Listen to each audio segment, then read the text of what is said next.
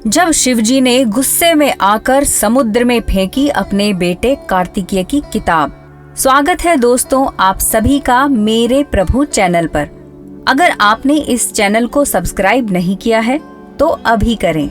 कई बार यूं भी होता है कि किसी और का ज्ञान किसी और के नाम से जाना जाता है, तो क्यों शिवजी ने गुस्से में आकर अपने बेटे कार्तिकेय की किताब को समुद्र में फेंक दिया और कैसे उससे एक नए शास्त्र का जन्म हुआ। भविष्य पुराण के अनुसार एक बार कार्तिकेय पुरुषों और स्त्रियों के व्यवहार और लक्षण को बताने वाली एक किताब की रचना कर रहे थे। पुरुषों के लक्षण वो लिख चुके थे, लेकिन जैसे ही वो स्त्रियों के लक्षण लिखने लगे तभी वहाँ पर गणेश आ गए और उन्होंने हंसी मजाक करते हुए उनको काम नहीं करने दिया। अपने कार्य में विघ्न पड़ा देख कार्तिकेय को बेहद गुस्सा आया और उन्होंने गणेश का एक दांत उखाड़ दिया और फिर उन्हें मारने दौड़े।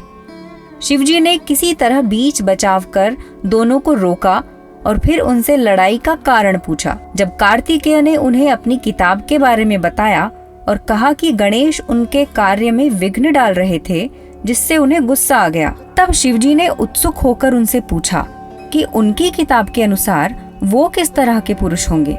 इस पर कार्तिकेय ने उन्हें बताया कि वो अघोरी पुरुष रहेंगे। शिवजी को कार्तिकेय की ये बात पसंद नहीं आई और उन्होंने कार्तिकेय का ग्रंथ उठाकर समुद्र में फेंक दिया और खुद अंतर्ध्यान हो गए। फिर शिवजी ने समुद्र देव से पुरुष और स्त्री लक्षणों की किताब को वापस लाने को कहा, जिससे उसे पूरा किया जा सके।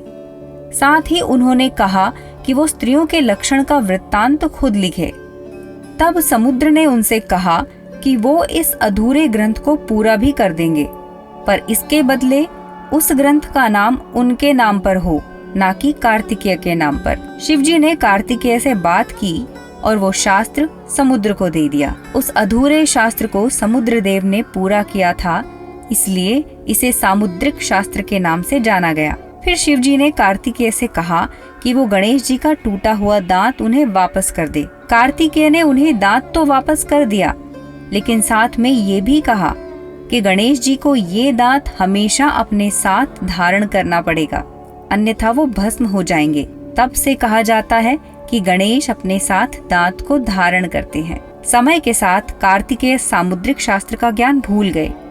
फिर उन्होंने ब्रह्मा जी को प्रसन्न किया और ब्रह्मा जी ने उन्हें वर मांगने को कहा। तब कार्तिकेय ने उनसे प्रार्थना की कि सामुद्रिक शास्त्र में निहित स्त्री पुरुषों के लक्षणों का जो वृत्तांत लिखा था उसका ज्ञान फिर से प्रदान करें। तब ब्रह्मा द्वारा कार्तिकेय को अपना ज्ञान फिर से याद आया। उम्मीद करते हैं आपको ये रोचक जानकारी अवश्य पसंद आई होगी। अपने विचार कमेंट बॉक्स में हमसे जरूर साझा कीजिएगा। धन्यवाद।